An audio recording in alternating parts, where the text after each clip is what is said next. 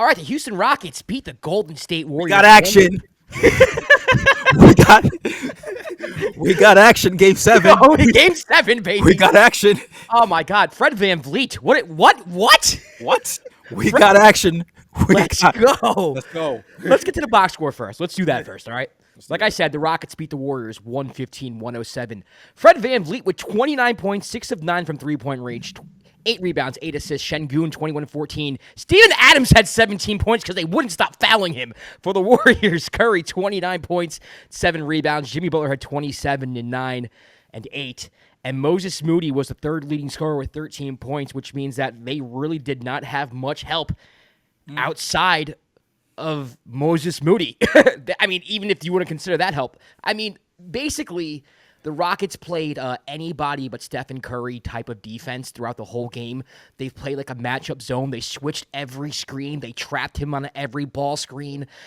If Curry came into your zone, you had to follow him and face guard him. I mean, there were times Sengun was face guarding him. There was times Steven Adams was face guarding him. They just refused to let anything be easy for Steph and Curry. And I don't think it's a coincidence that he did not shoot well this game, because even when you get open in times like that, you are fighting so hard to get the ball that, yeah, you're going to miss some shots because you're working so hard on that end to just get open. So shout out to Ime Udoka for that strategy. Steve Kerr has to make adjustments in Game 7 going forward if the Warriors are going to win this. Jimmy Butler, I thought, played well. He was aggressive in the second half coming out to score the basketball, but they just did not get enough from Pods, who missed his first 4 3-pointers. He got a little hot in the third quarter. Gary Payton got the start, didn't do much offensively. Just overall, just a really good game. And shout out again to Fred VanVleet. Wichita State, baby. Wichita State, legend. Just a phenomenal game, man. Just a steadying force. Him and Sengun have just been the 1-2 punch that this Rockets team needs. You know, Jalen Green has not been scoring the basketball this series. I actually thought Jalen didn't play bad today. He didn't really score, but I do think he played within the flow of the game. He didn't force anything. Every shot he took, for the most part, was a good shot. And he created some plays off the dribble here and there, and he made the right pass when needed. So when Sengun and Fred VanVleet are your 1-2 punch, you can do that, right? You could take a step back and say, you know what? It's not my night. It's maybe not my series, but I can do things in other ways. I thought he played good defense as well today. I thought the Rockets at all just were great today. Steven Adams on the offensive glass, I thought he had a hell of a game defensively, protecting the rim. Just overall, I mean, the score, it's 115-107. They won by 8. And even though it was a close game throughout up until the fourth quarter, it felt like the Rockets had control of that game the whole time. It really did. Like, the only reason why I think people watching that game might have thought the Warriors had a chance was because you knew consciously on the other side of the ball was Stephen Curry and Jimmy Butler, and you could never count them out. But if you were just, like, dropped on Earth as an alien and was told to watch that game and said, who's the better team, I think every alien would have said the Houston Rockets, if I'm being honest with you. Just a great performance by the Houston Rockets. And also, I got to give Ime Udoka credit again. Just a very well-coached game from Ime Udoka. I think, I agree with you. That was great coach game by Udoka. The adjustment that Steve Kerr did was starting Gary Payton the second, and you saw in the first quarter they were trapping Fred a lot and trying to get the ball off his hands. They were essentially playing him like how the Rockets play Curry, which was, I thought was weird. But Fred was very play like a veteran this whole game. Like, he made the right reads, made the right plays. When the game got close, hit tough shots. Also, shout out Jabari Smith. He came in off the bench and hit a bunch of big shots. I feel like I think the second quarter, Curry was having one of those Curry runs in that second quarter, and the game was getting close. And throughout the second quarter and third quarter, the Rockets bench made big plays, like Tari Eason, Tari was great today. Tari was really good today. Yeah, big shots. I mean, and also Steven Adams. I want him the main player off the bench. Keep fouling him, baby. See what happens. It felt like he shot 50% from the free throw line. I'm acting he shot 80. Crazy. The hacker. What did I call last time? The hacker Steven Adams. Yeah, it's the hack of Steven Adams. The hack of Steven Adams. That's the government name. Hack Adams. Hack Adams. It felt like everything the Warriors tried just didn't work, and everything the Rockets countered was working. The Rockets have been able to play the right way with not the right way, have been able to get on the winning track with this double big lineup. And when I've said this before on previous episodes, when I first saw it, I was just like, wait, what? I don't know if this is gonna work. And it works, and it's beautiful. Like the zone defense they play, and also on offense, they just beat you up on the boards to the point where the Warriors felt like they need to hack Adams so they get him out the game because he's been making such an impact. Yeah. Matter of fact, that's the reason why they lost.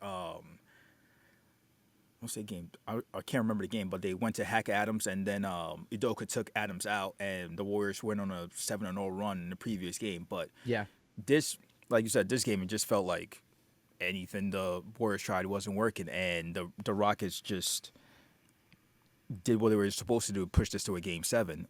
Fourth quarter wise, Warriors just couldn't hit anything. Nothing. And, I mean, they got open threes, too. I mean, I'm sitting here saying that, like, the Rockets season was good. Don't get me wrong, but the Warriors did miss open threes, man. Yeah. Missed a lot of open threes. Yeah, which is crazy. I think we both had this series going to 6 for the Rockets. Yeah. Because our thing was like, we don't know if the Rockets can pull out a Game 7 against, because it's Steph Curry. Like, yes, we give props where it's due. Like, it's Steph Curry. You know who he is, all that. So we don't know if it's what it'll look like in a Game 7. But these last couple of games, the way the Rockets have like just beat down the Warriors, kind of makes me have a little bit of. Listen, I think the Rockets are slightly a better team. I mean, that's why I picked them in 6. You know, I think the Rockets are a better team than the Warriors. The only argument I think you can give the Warriors, and it's a huge argument that sometimes wins out in the playoffs, is, hey, we have Steph Curry. You know, hey, we have Jimmy Butler. Like, they can win a series or a game that they're not supposed to win. And, you know, I think Steve Kerr had a brutal game. You know, I think he's gotten too cute defensively. I understand going zone on the Rockets can. You know, they had a high 1-3-1 zone, or maybe 2-1-2 zone. Maybe like they come up a little higher and it looked like a 1-3-1. But either way, they had a high zone that they were running that maybe gave the Rockets problems for like a couple possessions, and then Fred kind of solved it. But I think, you know, when I watched the Warriors play post Jimmy Butler trade, a big reason why they were so good was because of their man-to-man pressure on the ball type defense. And they went away from that. You know, I think Steve has gotten his head that, you know, this Rockets team, they're not the best three-point shooting team. Let's force them into a zone. You know, they don't have too many players who can create off the ball. So let's do that. You know, if we trap Jalen Green, he's not going to get downhill. Like, there's certain things that I think they're thinking, and I think they're overthinking this. If I'm Steve Kerr, I'm manning up, you know, with my perimeter defenders, and I am, you know, pressuring the ball and trying to turn the ball over so we can get easy baskets the other way. Speed the game up a little bit so the Rockets don't get set on defense. I think flowing into the zone, the Rockets have kind of figured it out. Sengun's in the middle, and he's hitting that mid-range, and he's making things happen. Jalen Green, again, I said this today, like, I know he didn't have his shot going today, but he made good decisions with the basketball. Jabari Smith will shoot you out of that zone. Dylan Brooks can shoot you out that zone, even though he didn't do that today, and Fred has been shooting you out the zone. So I think if I'm Steve Kerr, I'm going man-to-man. I'm pressuring the Rockets next game. Maybe, you know, trapping Fred off of a pick and roll. Who knows? But this zone thing, I understand, like, the thought process behind it, but they've been getting killed with it for the most part. Can I counter that real quick? Yeah, absolutely. I was going to say, them playing, I feel like part of the reason they've gone to zone is that, like, for example, they started Gary Payton to put on Fred this game. And they had Curry guarding Thompson, and Curry picked up a foul. The Rockets went right to our men to start the game, and then there was a couple other plays too where I think where Curry picked up a foul trying to guard Thompson because Thompson was being ultra aggressive. I agree with you that since they made the Butler trade, their defensive numbers kind of like, or just your intensity picked up. But with some of the matchups, or like, it ends up being a detriment to the team because you can put, like, if you start Gary or even you start Moses Moody, you're gonna put him on probably one of the better off it, whoever it gets going. But you still need somebody to guard Jalen. You might need somebody to try to slow down Thompson's activity, and he's not just gonna stand there and shoot. He's gonna cut to the rim, Yeah. Trying to score down low. And I think that's factored into them thinking that, hey, maybe if we go zone and we just kind of watch like the 1-2 shoot, maybe a Jalen Green or Fred VanVleet, we should be fine. And it's like you said, it's gotten kind of cute, and it hasn't worked. It hasn't worked at all throughout the series. Yeah. And then on the opposite end of the ball, too, I mean, Steph Curry, he's very lethal off the ball. And I think the Rockets have done such a good job in split action, like switching everything and communicating so that the Warriors aren't getting easy buckets on the back door or on cuts where maybe they overhelp or over pursue Curry. I mean, they've done such a good job with that. If I'm Curry again, and I'm not saying he hasn't done this, he has done this a little bit. You put Curry on the ball. You got to put the ball in his hands. You got to make him do something. I understand that when he's doing the pick and roll, they're trapping him and forcing the ball out of his hands, but try something else. I mean, you have Steph Curry. I understand he's well conditioned, but he's running around the whole game and not getting open. And when he finally does get open, he's not going to hit his shots. The man's been running. He's run like 2.5 miles all game. He is the best conditioned. So I mean, I get it. The split action really isn't working. Or maybe have Jimmy run some point and have Jimmy run the pick and roll. Maybe more. They have run the pick and roll with Draymond. And, when they do trap Curry, Draymond has the man advantage. I thought Draymond had a bad game today. I thought Draymond was bad today. On the offensive end, I thought he was bad. I thought he was very timid. He passed up a lot of open layups. He turned the ball over. I don't think Draymond was good today. You're going to get a good game from Draymond on the defensive end all the time. I thought today he was bad, though. So, I just think Udoka found something here, and now Kerr has to adjust. And Game 7 is going to come down to whether or not Steve Kerr is going to adjust what Ime Udoka has done to this. I mean, they've been doing it since the regular season, too. There was a game where Amin Thompson pretty much shut down Steph Curry, the one he had like 2 points, whatever it was, just face guarding him and running around. The Rockets have done such a good job switching on Steph, face guarding Steph, and making life difficult for him.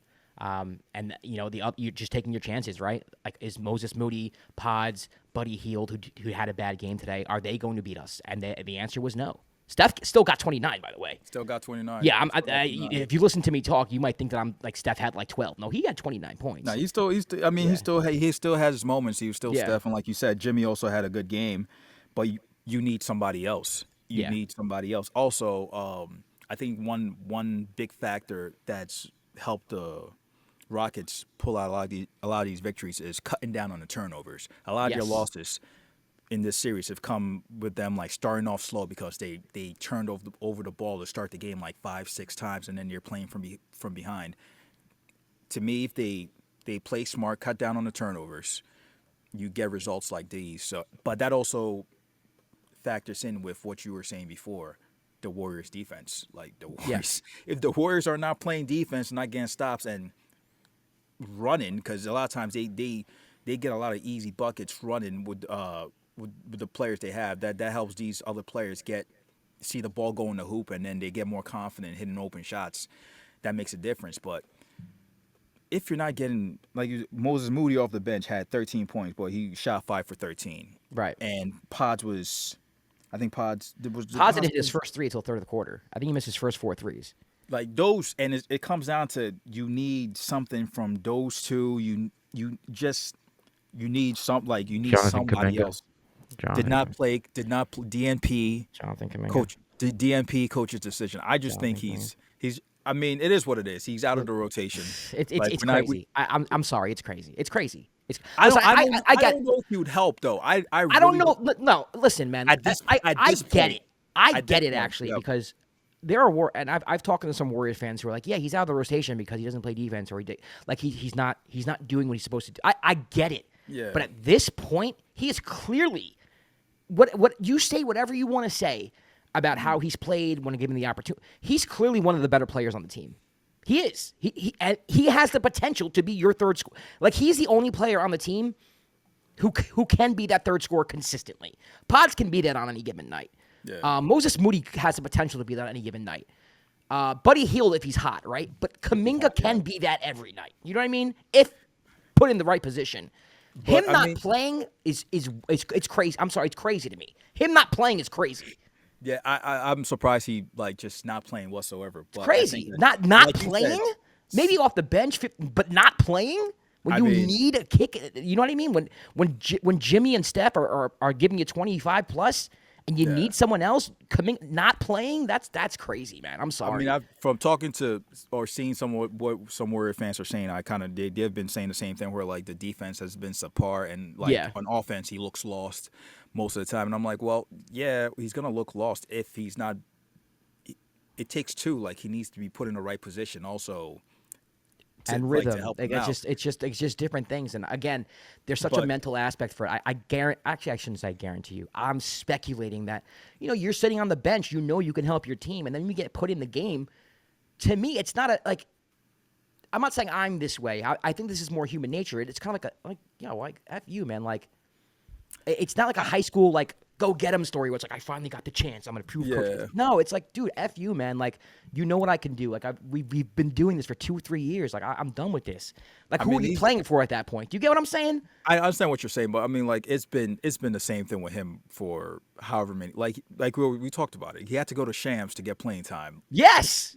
before, and I think, but So we're of course not. he's feeling some type of way. He's not We're gonna not come tapped in. in. Yeah, we're not as as tapped into like the Warriors as the Warriors fan base are, because they have their opinions about it. They have their feelings about it. Some of them feel like he should at least get some minutes. He should have been getting some minutes here and there.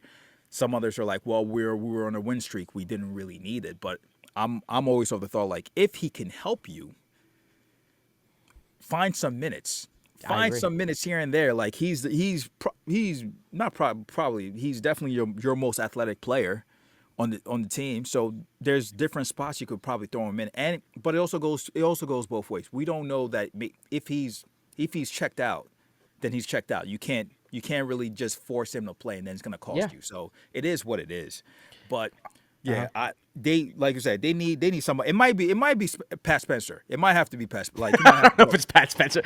Listen, Pat Spencer he came in at the end and was balling, bro. He was trying to get turnover. It's like a 12-point game with 40 seconds left. He's diving on the floor. Like every time he checks in, he goes to work. He goes hard, bro. I like Pat. You need that. I think that's what they like.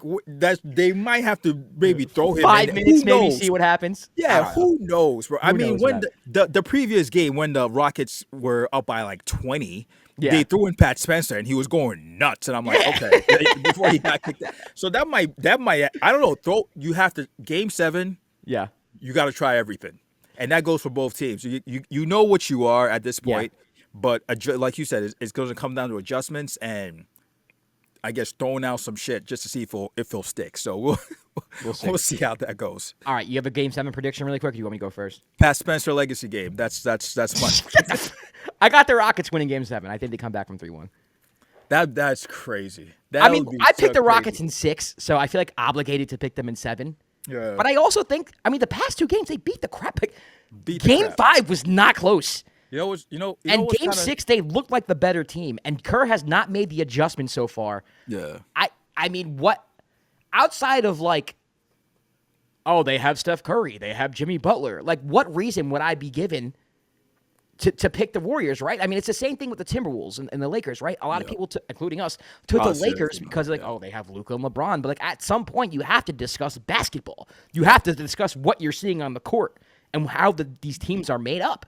And right now, there is a problem presented to the Warriors that Steve Kerr has yet to figure out. And I think there's a couple things he can do. I just don't know if he's going to do them. Yeah. I think the way I look at it is I think that the Warriors can win if Draymond doesn't get a flagrant and a technical to start. Well, that's the game. happening. One of them's happening. One of them is happening. Yeah. But it's kind of crazy because we talked about this. It's kind of crazy that the Rockets have been able to come back with all these victories, and we still really haven't seen a really, really solid all-around Jalen Green game. Yeah. And he's going back home. We had one. He had one at home. He had one at home. But like I'm talking about all around, create like what his potential is. It's a possibility it could be Game 7. I want to say the Rockets too because I have Rockets in 6 because I feel like I was with you. I feel like the Rockets are the better all around team and people severely underrate them. They underrate their defense, and Udoka's adjustments have all worked. So I want to say Rockets in 7. But that's coming back from 3-1. Stand on your pick, Kwab. Stand on it, baby. Crazy. We both picked the Rockets. We're going with the crazy. Rockets. Stamp it. We're stamping the Rockets. I guess Rockets in 7. That's all right. Rockets in 7. There you go. Those are our predictions. We'll see Sunday. We'll definitely do a recap of that game, and also we have Clippers Nuggets tomorrow. Yep. And also, we're going to be doing previews for the Eastern Conference semifinals coming up. We'll release those over the weekend. And then once we get the Western Conference matchups, we'll do previews for those as well. So stay tuned for that. It's going to be a great weekend in the NBA. Looking forward to it, Kwab. We got action. We got action, baby. You can follow us everywhere at the Dime NBA. I'm Josh Rodriguez at Josh_Rodriguez_. He's Kwab at Kwab AKS. We'll see you tomorrow. Clippers Nuggets, baby. Game 7. Until then, peace.